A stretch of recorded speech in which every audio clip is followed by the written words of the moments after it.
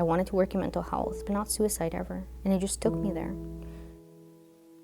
I ended up working with this community, and it was everywhere. Suicide was everywhere. When you truly let the community speak and shape the science, they tell you what the problem is, and it was always suicide. I wouldn't say that that's why I became a suicide researcher. It's just where I ended up.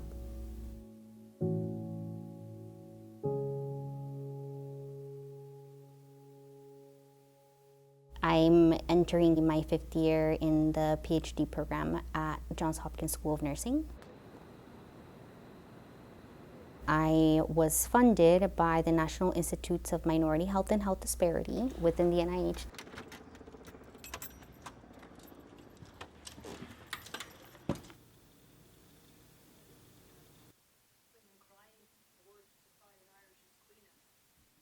This is the first data set that really explores what is driving suicide and also what could potentially protect Latina immigrant women from suicide.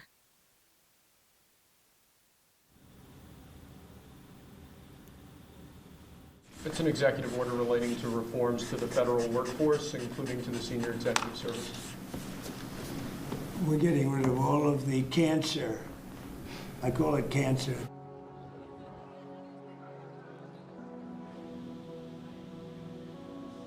I got into science because I have questions, because I was curious about how the world works. I'm a PhD student in the 2nd year. I'm in a pediatric infectious disease lab. We study bacterial pneumonia. The overall goal is to help inform treatment options. Being an infectious disease researcher, we have the opportunity to apply our scientific skills to emergent problems.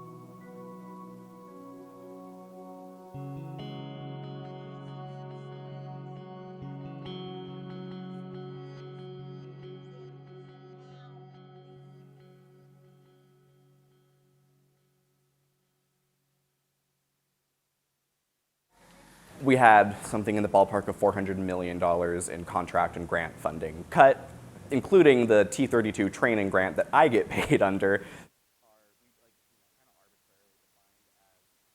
The facade is that Columbia is anti-Semitic and not doing enough to protect its Jewish students. And therefore, they're going to defund the science, ?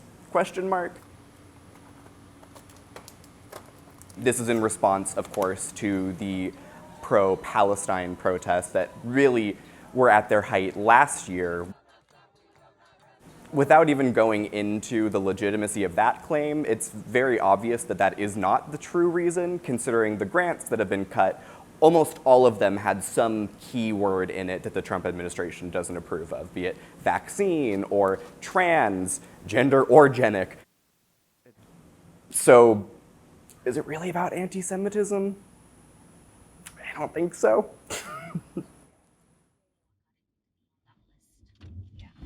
We are now in Highland Town. This is a booming and emerging Latino enclave in Baltimore. Has one of the most rapidly growing communities of migrants here, and ICE has been present here pretty much daily. Constantemente a todas estas conferencias a las que yo voy se identifica como una necesidad. Se identifica como una necesidad. Si estás detenido tú mismo, si estás detenida, ahí es donde llamas. Inicialmente empezamos este proceso con la idea de que esto es lo que necesitábamos hacer para hacer la investigación, para proteger a nuestras participantes. Pero luego al crearlo, como todas somos líderes comunitarios, dijimos, pero ¿por qué nos dejaríamos esto para 200 participantes, 40 participantes en el estudio cuando lo podemos distribuir a la comunidad que de verdad lo necesita? Every single day, I would come to Hopkins and people are afraid that their funding is gonna get cut off. And I'm afraid that my funding is gonna get cut off. There's no worse feeling than knowing that you're next. But you know what makes me more afraid?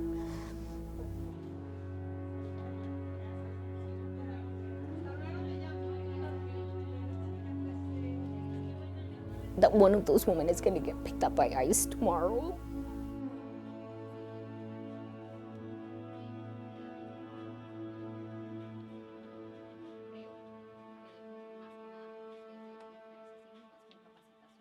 Columbia University is caving to the Trump administration. The school leaders agreed to a campus mask ban, will empower 36 campus officers to have arrest powers, and will appoint a senior vice provost to oversee the Middle East Studies Department.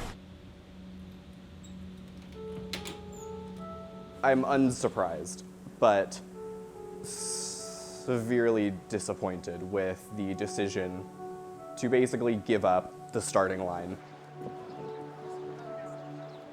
Obviously, the subtext always was the university administration has their best interests in mind, but to now be actively acting against its student body, that's new.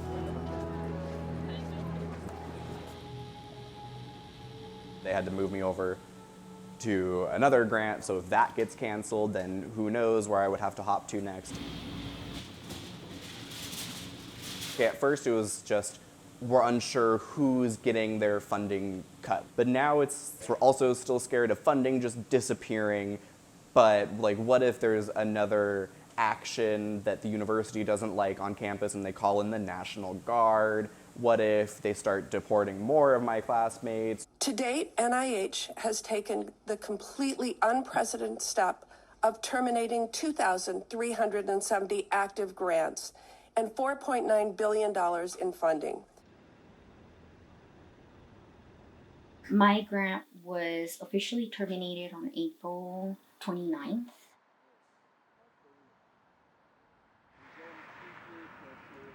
My grant and a number of grants were terminated because they were part of DEI-related mechanisms of funding. This grant was not funding my research. It was covering the cost of my training at Hopkins, my health insurance, and the stipend that I get.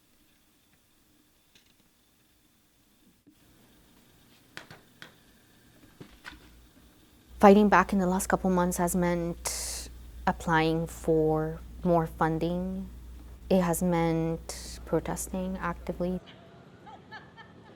This is what democracy looks like! Show me what democracy looks like! This is what democracy looks like!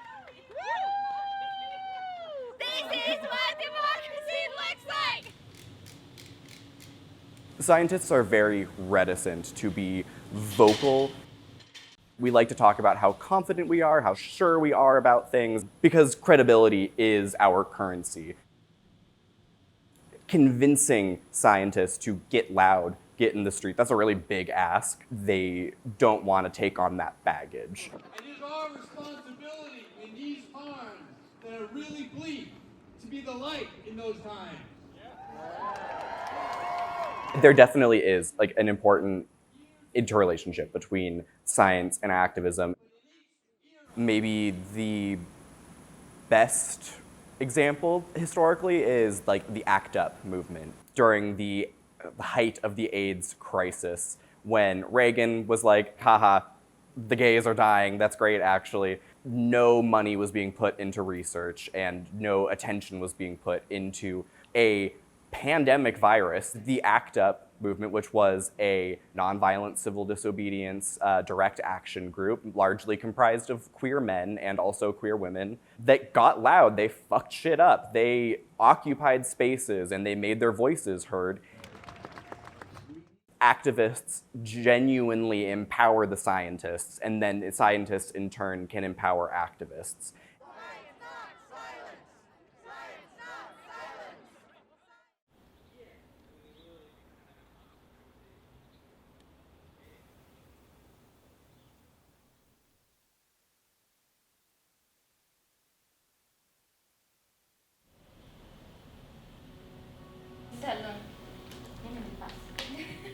¿De qué íbamos a hablar? Y yo me acuerdo que yo me encontré contigo en ese café y te estaba tratando de explicar, o sea, que esto no era un encuentro entre terapista o psicólogo, enfermera y paciente, hasta de amiga a amiga, o sea. pero que tu conocimiento es ciencia, que esas experiencias vividas es lo que falta en la ciencia, que por eso es que no hay ciencia en esto.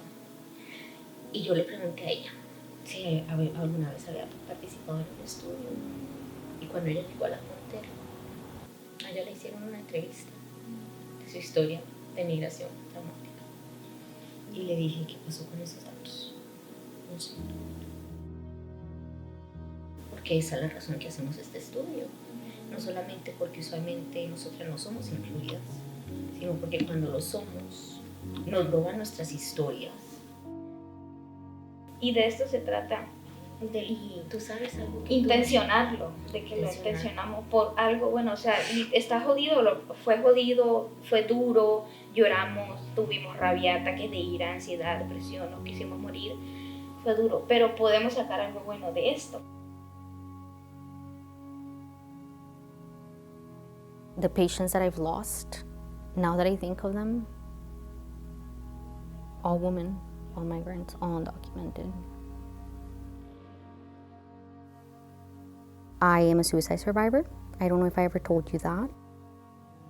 And so is my sister.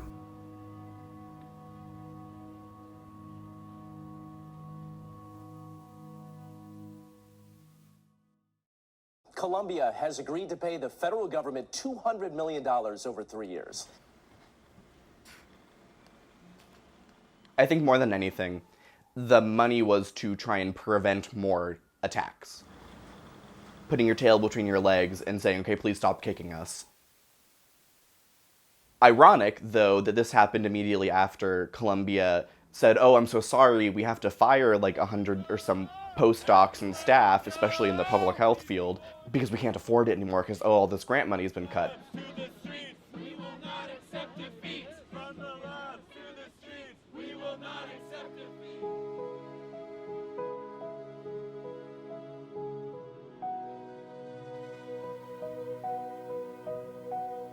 My grant was officially reinstated July 16th.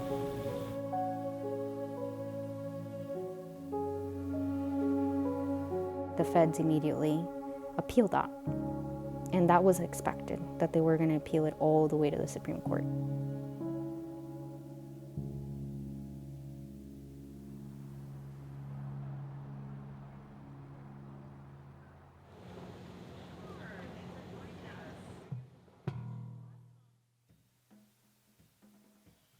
There's a lot of different people here. Some of them are survivors themselves who benefited from NIH work, but a lot of them are like POs and staff within the NIH that are actively trying to like support and protect this work, reinstating our funds. The Supreme Court is soon going to rule on the DOJ cancellation of grants labeled DEI. This is hundreds of grants that Judge Young has previously ruled that as unlawful and blatantly discriminatory. I've established a process where, for appeals for those grant terminations and decisions, and hundreds of people have appealed. It won't take 18 months. It'll take weeks to get through those appeals. We've reversed many of them.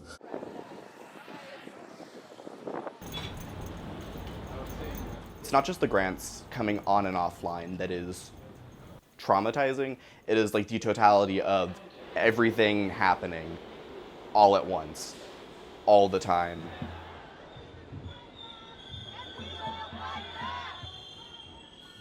My type of science can't solve vaccine hesitancy and the anti-vax movement and the skyrocketing cases of measles. My approach is not helping in the now. I want to do as much as I can. And right now my options are restricted to activism.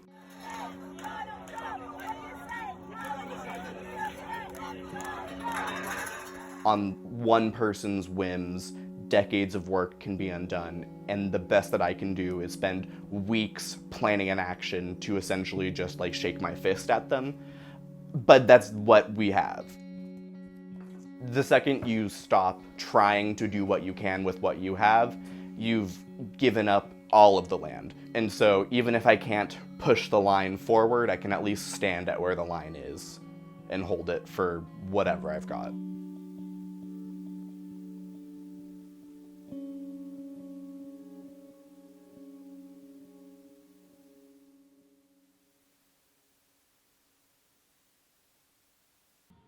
People ask me all the time, what does this mean for your research? It's all up in the air again. But it's way more than the research. It's a very dehumanizing experience to feel like your entire future is up to the hands of a system that really doesn't recognize the humanity behind you, your work, or your community.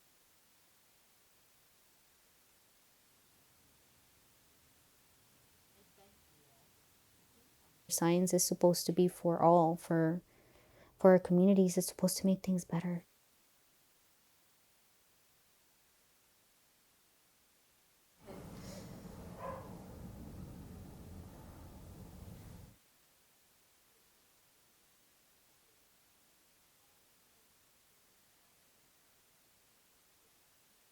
Something that helps me cope is to try to understand why constantly. And this year and in the last couple months, it's why, in the context of my life and all the trauma that I've experienced, why is it that this took me out? I'm talking about literal weeks that I couldn't do anything but literally lay down with my eyes wide open. Literally just fear and angst and distress. I realize now I literally did everything right. That will never be enough. They will always be able to just take it. Maybe it was always like that, but maybe the permanence of this legal case made it more real. Around mid-August, I left a long-term relationship, moved into a new place, all on my own for the first time since being a grown adult. I walked up here and I started falling. And the first thought I had was a mattress, middle of the night, dark, me, Cassie, Gia, staring up at the stars. And the day I moved in, that's what we did. We stayed up all night talking like girls. It's been a lot of healing the childhoods that we should have had. It's not an intervention in the way that we think it. But all I kept thinking was, ICE can't come get us here. We can be here all night.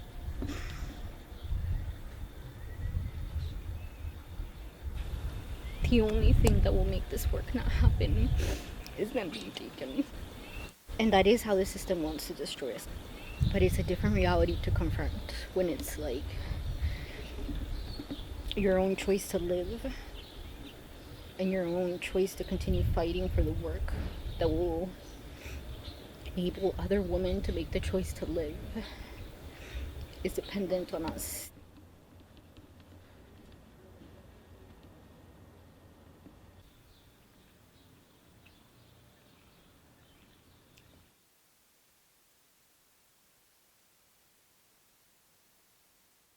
There's a freeing sense of whatever is next will have to be our own.